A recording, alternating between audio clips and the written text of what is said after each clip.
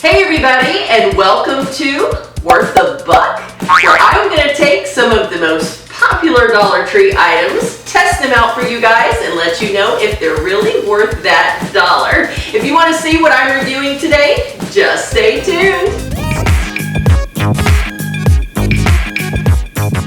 Alright you guys, so today we are going to test out this tape dispenser. You can see right here that it is the Tool Bench brand, which is from Greenbrier. I was going to see if it actually says that on the back.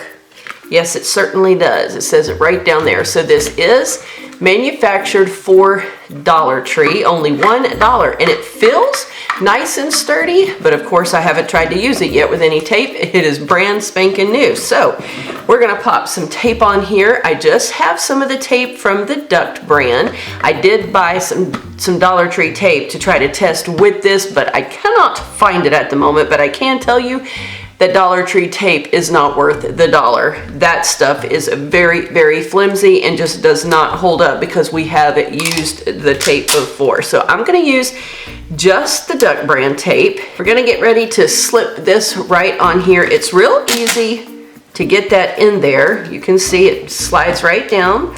And I do like that is nice and snug. All right, very good. Now, from what I could tell, there is a little clasp down here at the bottom, and we need to push that spring so that it will loosen up this little flap right here. Not sure how well you guys can see that. There's a silver flap right here that's going to hold the tape securely against the roller. So we need to squeeze in the little spring, and then we ought to be able to slip that. Yes, we can slip that right in, and then just let that go, and it's got a nice firm grip on it, that's for sure. So that spring action is good. Now one thing that I can tell already is a little strange from most tape dispensers that I've used like this. This usually feeds up through a little slot that kind of hugs this close to the blade, but instead you can see that tape is just flapping. There's nowhere to run that tape up through. It's just flapping loosely. Okay, so I'm not sure that I'm liking that about this, but let's pull it on up and get it secured in there, and see the teeth do not hold it, so it's just flapping. It's just flapping. But let's try to use it on this box and see how it's gonna work. So obviously we're gonna have to give it a pull first of all to get it started. And then the idea, just like with all other tape dispensers, is that you should be able to lean this forward, and then this white piece here will kind of smooth the tape as you go and kind of guide your gun along. So let's see if that will happen.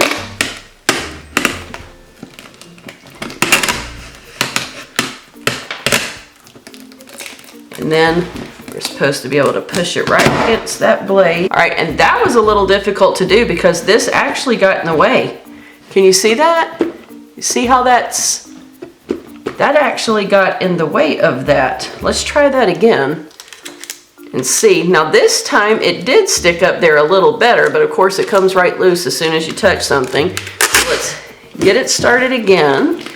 Let's try to cut this again.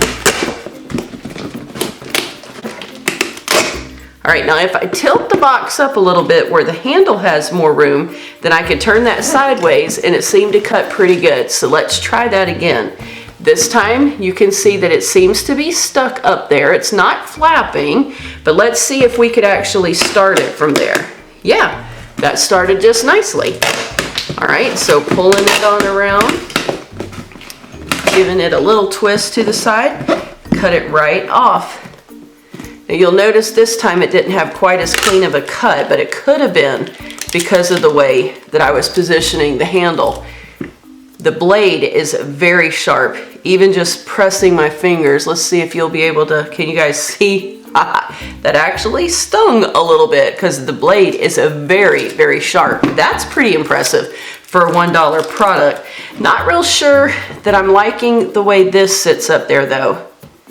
That seems to be in the way more than it's helpful, like on other guns. It's taller, than most other ones that I've ever used. It's flexible enough, but it just feels like it's getting in the way. Let's just try that one more time. And we'll run it. See how far you have to pull this up? Let's see if you can see that from the side. You have to pull that up a lot, even for the guard, to catch that, just the way that it's positioned. So not even really sure that that would be too beneficial.